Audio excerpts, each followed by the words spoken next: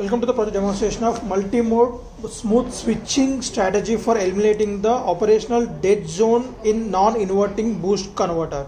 So here we are going to using of non-inverting boost converter. So non-inverting nothing but it will provide the positive output with respect to the ground. Inverting nothing but it will provide the negative output with respect to the ground. So now we are implementing the smooth switching in mode selection, nothing but is a buck or boost converter in mode switching one. Then we are going to eliminating the dead zone in non-inverting boost converters. So this is the main proposed block diagram, circuit diagram for in our project. So here these two are the inductors for charging and discharging purpose for this project ratings. So this one is a 3 amp transformer inductor and this one is a 750 milliamp inductor transformer. So this one is a main power source input to the our total kit. So here we are going to provide the 230 volts input, and the 230 volts input AC it will be converted into the 12 volts AC, and from here will be the 12 volts AC, and to this regulated power supply board. On this we are going to convert the 12 volts AC to 12 volts pulsating DC with help of 4 diodes. So these 4 diodes will convert the connected in a manner of bridge rectifier, so that we will get 12 volts AC to 12 volts pulsating DC, and after this capacitor the pulses will be removed and we will get pure 12 volts AC.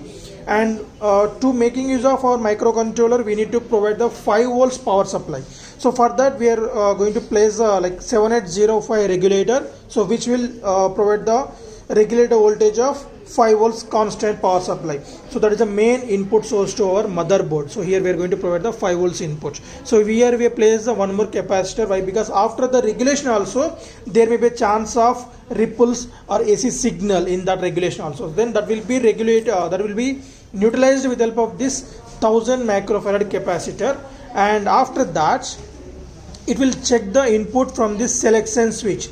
So this selection switch will show us the either buck mode or a boost mode, and based on the buck mode nothing but 12 volts is input. So this 12 volts is input to the voltage sensor here. So this is the one voltage sensor of input voltage and output voltage sensor. So here we are going to provide the input here directly to the microcontroller, how much of voltage we are giving to this whole non-inverting boost converter. So that voltage will be measured and displayed on the LCD along with the mode of operation as a buck mode or boost mode. And after that, so let us take, we'll go with the boost mode. So then the 12 volts input to the system first of all, and then after my microcontroller will check the boost mode, then we need to boost up that. So in order to boosting the voltage, so here these MOSFET will in switching in a manner of these two are at a time and these two are at a time. That's nothing but when I switch on this MOSFET, these two will be on and these two will be off at that same time.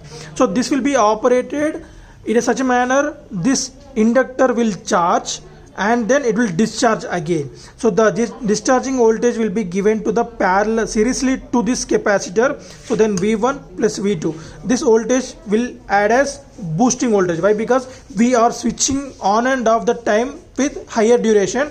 That's why we'll get the charging this one for more time, and then we will discharge the with more voltage. So these two will be added, and that voltage is given to this another extra boost converter here also. So here one more we place for this to stabilize the same power. So for example, coming to the boost mode, so we are putting the 12 volts inputs. So this particular MOSFET will be on, this will charging, same voltage given to this one also. So then this also will be on when these two on, so then this also will charged. So after that finally the V1 plus V2 plus V3 is input to this final capacitors. So here we are using 50 volts of capacitor. That's why because we are getting the more voltage from here. So the particular voltage will be given through this diode to this capacitor, and when we off this, instead of discharging the voltage from the capacitor backwards directly due to this diode, it will allow the one directional power supply. So it will allow from here to here, and then the output voltage given to the directly outputs, and that was given to our microcontroller. So from here we are going to measuring that. So when the on time is more for this MOSFETs, then the charging time is more allowed for these inductors, and at the same time discharging time also more, then they will deliver the more voltage for us. When the on time is less, nothing but in the buck mode, so then the on time is less, then these inductors will charge for less time. For that parallelly we'll get the less voltage, so that is going to be the around of milliseconds of operation. So that's why we will get less voltage from the capacitor, inductors and the capacitors in buck mode. So here the main application, this is going to be explained till now, is non-inverting boost converter operation, buck boost converter operation. And coming to our project, how we are going to do the smooth switching without this circuit. This is the called non-inverting boost converter only. So in this, when we are switching from boost to buck or buck to boost, then there is a delay between that. So coming to our proposed system base paper, so here we can see generally this is the duration we are going to get in general real time. So this is called dead zone. From buck to boost I am switching, and there we got a delay of time delay when we are switching from buck to boost converter. Means we need to allow some time to the inductors to be charged and discharged. So that is called the dead zone.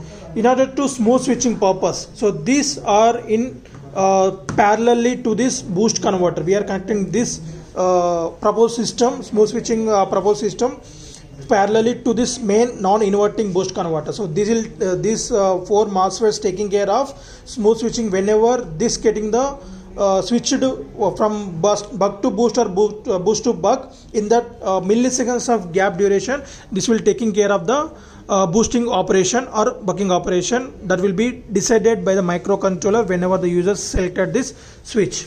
So let us see the demonstration.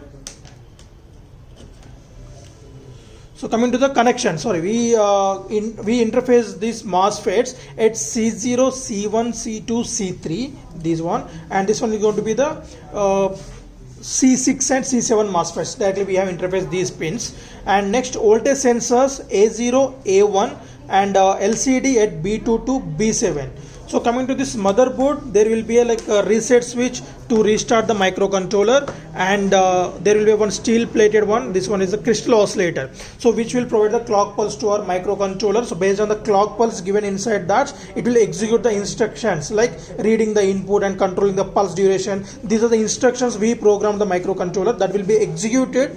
For instruction per instruction, it need one clock pulse. So like that we are provided 20 megahertz, nothing but 20 mega pulses in 1 second, so that microcontroller can execute 20 mega lines per second. That's the fastest of our PIC16F72 microcontroller. And here we can see 2 resistors. So the resistors purpose are, we are making use of potential divider. Why? Because we are providing 12 volts input, and in buck time we'll get around of 4 to 6 volts, and in boost we'll get to 20 volts. So when coming to the 20 volts, then the microcontroller can't handle that 20 volts.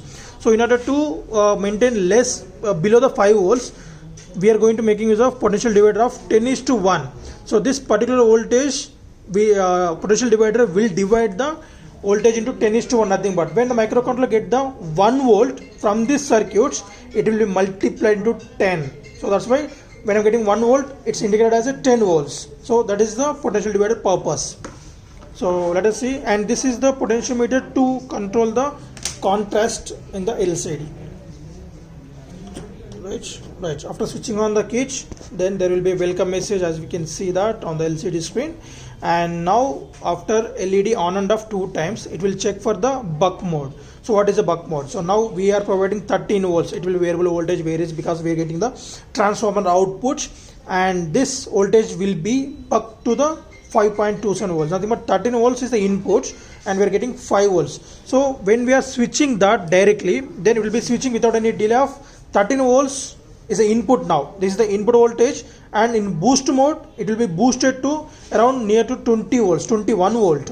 So that is a boosting mode. So around 12 is the input and 20 is the output in boost mode, and in buck mode, right, 13 volts is input and 5 volts is the output. So without any dead zone, anyways we are using this circuitry as we are implementing it in practically. It's going to be the around of 1 second of dead zone will be there. In generally it's going to be the more, right.